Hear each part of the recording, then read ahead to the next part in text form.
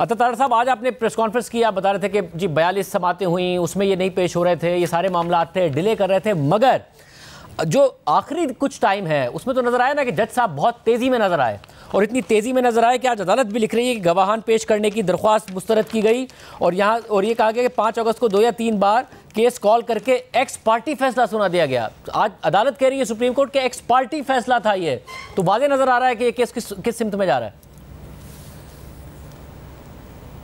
बहुत शुक्रिया शाहजेब साहब। पहली बात यह है कि सुप्रीम कोर्ट को इस स्टेज पे इंटरफेयर नहीं करना चाहिए था।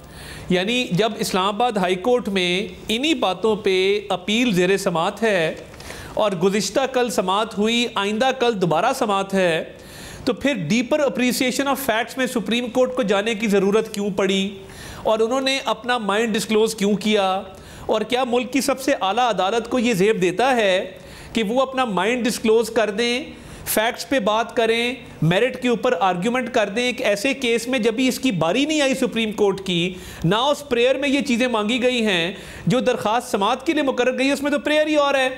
तो ये तो स्टेज नहीं थी। टेक्निकलिटीज़ बहुत हैं जिन पे बात हो सकती है, लिमिटेशन पीरियड पे बात हो सकती है, 100 चीज़ें हैं जिन पे बात हो सकती है, बट क्या ये फोरम और ये स्टेज थी ये बातें करने की? इसका जवाब है ये नहीं थी। और देखिए, ये एक्स पार्टी डिसीजन नहीं है।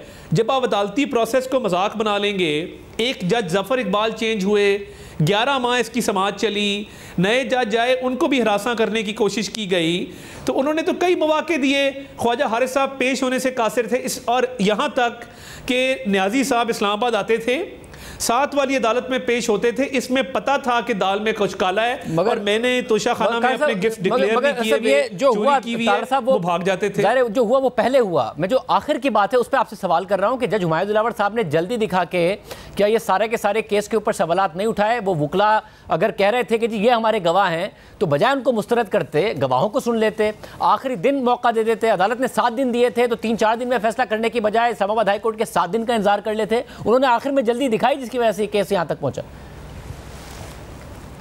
नहीं, मैं इससे एग्री इसलिए नहीं करता कि इस केस को रोकने के लिए 9 दरखास्तें इस्लामाबाद हाई कोर्ट में दी गई। अब ये एक वॉलीबॉल चल रहा था कि एक जुरिस्डिक्शन पे दरखास्त देते हैं, एक जज की जो है वो बायसनेस पे दरखास्त देते हैं, एक मेंटेनेबिलिटी पे दरखास्त देते हैं, एक किसी और चीज़ पे दरखास्त देते हैं। तो ये पिंग पोंग चल रहा था कि इस्लामाबाद हाई कोर्ट में अंबार लगा दिया दरखास्तों का ट्रायल को रोकने के लिए। ट्रायल कई मरतबा मुतासर हुआ। अब क्योंकि फॉरेन फंडिंग 6 साल चला था, इनका ये दिल था कि इस केस को भी 2-3 साल चलाया जाए, और अदालत से गैर हाजिरियाँ 40 दरखास्तें हाज़री माफ़ी की न्याजी साहब की मंजूर की गई हैं। किसी और मुल्ज़िम की बता दें, अहमद की, बशीर की, बूटे की, कि जो रोज़ अदालतों में बेचारे जो हैं वो पेश होते हैं, उनकी हाज़री माफ़ी की दरखास्त मंजूर होती है, और क्या उनको इतने मौके दिए जाते हैं? शुएब शाही साहब, आप क्या कहिएगा? वो कह रहे हैं अदालत को इस स्टेज पर इंटरफेयर नहीं करना चाहिए था। परसों समात हुई है, कल समात हुई, कल फिर समात है इस्लामाबाद हाई कोर्ट में, इंतजार करना चाहिए था। वो तो मांगा ही नहीं गया, प्रेयर में नहीं है जो कुछ आज अदालत ने कह दिया और अहकामात जारी कर दिए और मेरिट्स पर बात कर दी। देखें, पहली बात तो आपको एक बात बता दूं, हुमायूं दिलावर ने फैसला किया, उसको हमने चैलेंज कर दिया इस्लामाबाद हाई कोर्ट में। इस्लामाबाद हाई कोर्ट ने उसमें क्वेश्चंस फार्मुलेट किए, कोई तकरीबन 12 के करीब। उन्होंने कहा इनके ऊपर फैसला करें 7 दिन के अंदर। 7 दिन की बजाय चौथे दिन, सिर्फ 1 दिन का टाइम दिया। चौथे दिन ख्वाजा हारिस साहब सैटरडे को यहाँ नहीं होते, वो लाहौर में होते अपनी फैमिली के साथ। उन्होंने कहा मैं सैटरडे 1 दिन के लिए अवेलेबल नहीं हूँ, इसको आप 5वें दिन रख लो, यानी संडे छोड़ के मंडे वाला दिन रख लो। 4 तारीख को बगैर सुने, हाई कोर्ट ने कहा सुन के फैसला करें, बगैर सुने उसने एक्स पार्टी आर्डर कर दिया कि नहीं जी ये मेंटेनेबल है। अच्छा, उसको जब हमने चैलेंज किया सुप्रीम कोर्ट में, और सुप्रीम कोर्ट हाई कोर्ट में मैटर पेंडिंग था, हमने इस रिमांड आर्डर को सुप्रीम कोर्ट में भी चैलेंज किया हुआ था, और सुप्रीम कोर्ट ने कहा कि जनाब अब आप इसका फैसला करें। अब इन द मीनवाइल उस फैसले को जो नीचे से दोबारा उसने डिसमिस कर दिया था, हमने हाई कोर्ट में दोबारा चैलेंज कर दिया। सुप्रीम कोर्ट ने हाई कोर्ट को हुक्म दिया कि आप खुद इसका पहले समात, इख्तियार समात का फैसला करें, लिमिटेशन का फैसला करें कि ये 950 दिन टाइम बार्ड है, ये नहीं हो सकता, ये ऑथोराइज्ड ऑफिसर की तरफ से पटिशन नहीं है। इस्लामाबाद हाई कोर्ट ने क्या किया, उसी दिन 1 दिन के अंदर ही कहा कि नहीं वही जज दोबारा फैसला करे, सुन के फैसला कर दे। चलें, ये अलग बात है कि हम उसको भी छोड़ देते हैं। जब दोबारा नीचे जाता है, ये आर्डर है 3 तारीख का इस्लामाबाद हाई कोर्ट का, 4 तारीख की शाम को मिलता है, 5 को केस फिक्स है फॉर आर्गूमेंट्स।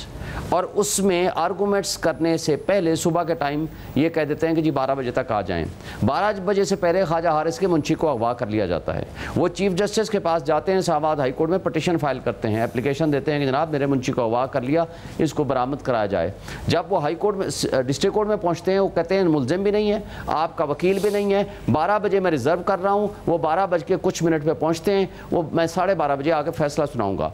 12:30 बजे आते हैं, उस वक्त वो वकील मौजूद है। जब वो कहते हैं मैंने फैसला सुनाना है, कहते हैं कि मेरी बहस तो सुन लें। वो कहते हैं कि नहीं, ना आपको सुनूंगा, मैंने फैसला 30 सफ़े का लिखवा लिया है इस दौरान, यानी आधे घंटे के अंदर, रिजर्व करने और फैसला सुनाने के दरमियान 30 सफ़े का फैसला मैंने डिक्टेशन कराई है, फिर उसको मैंने करेक्शन की है, फिर उसको मैंने टाइप करा है, उस पर मैंने दस्तखत भी कर दिए हैं। ये अनोखा किस्म का वाक़या पाकिस्तान की तारीख में पहली मरतबा हुआ, और ये नहीं हो सकता कि आपका एक्यूज भी नहीं है और वकील भी नहीं है, और उनकी अदम मौजूदगी में आप कह दो मैं आज एक ही तारीख में फैसला कर दूंगा। एक और बात जो तारड़ साहब फरमा रहे हैं कि जी मुल्ज़िम पेश नहीं आया, देखें या वो वकील होगा या उनका मुल्ज़िम होगा या दोनों होंगे, और जिस तारीख को फ़र्ज़ करो पटिशनर या मुल्ज़िम नहीं है उसकी एग्जेम्पशन सीख की जाती है, जो अदालत की मर्ज़ी से एग्जेम्पशन मिलती है। और एक बात और बड़ी अहम है, वो ये है कि इलेक्शन कमीशन और उनके गवाहान को टाइम मिला, जो भी ये कह रहे हैं।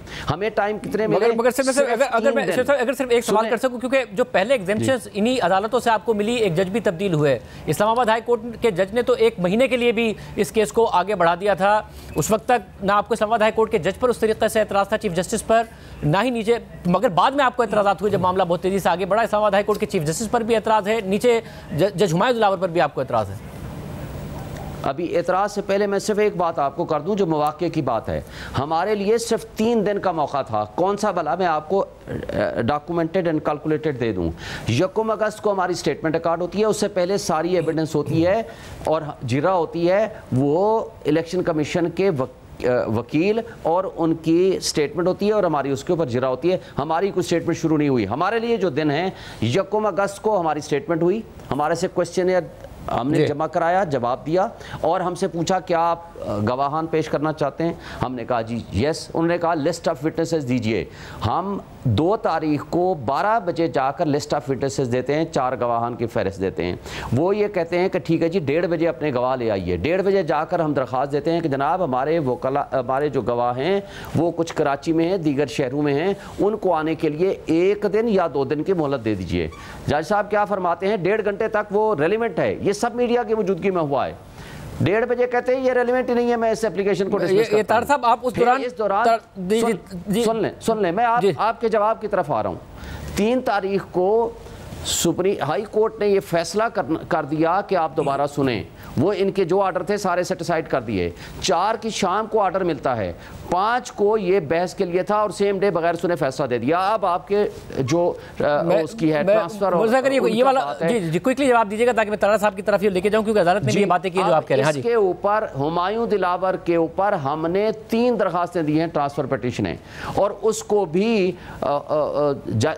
एडमिटेड फैक्ट है। ये जज साहब ने माना है कि मेरे फेसबुक है, फेसबुक अपने अकाउंट से कहते हैं किसी और ने लगाई है। मगर शेख शाहीन साहब हुमायूं दिलावर से पहले जो जज साहब थे वो भी बार बार तलब कर रहे थे, इमरान खान साहब नहीं पेश हो रहे थे। उनका जो नाकाबिल जमानत वारंट है उसी लिए तो हुआ था जब कारकुन और वो आमने सामने आ गए थे जमान पाक में। उस वक्त हुमायूं दिलावर थोड़ी थे। उसके लिए दो रीजंस हैं। 2 रीजंस ये हैं कि मिनिस्ट्री ऑफ इंटीरियर के कई लेटर्स आए कि आपको लाइफ थ्रेट है। उस दौरान उनके पर कातलाना वो दूसरे मुकदमों में पेश हो रहे थे और रैली भी निकाल रहे थे। इस्लामाबाद हाई कोर्ट ने लिखा अपने उसमें कि आप वो रैली निकाल रहे हैं और अदालत में नहीं जा रहे हैं। जी हमने कहा हम फेट मरकज में नहीं जाते।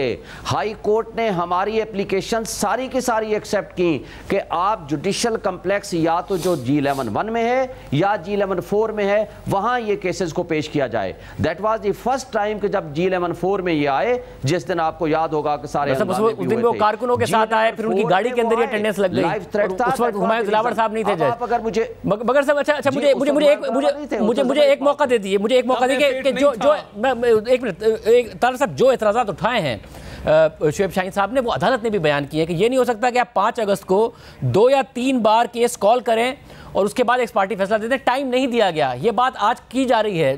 मंदू खेल साहब भी, उन्होंने भी, ऐसा नहीं कि सिर्फ 2 जजेस ने सवाल उठाए, उन्होंने भी सवाल उठाए सारे के सारे मामले पर।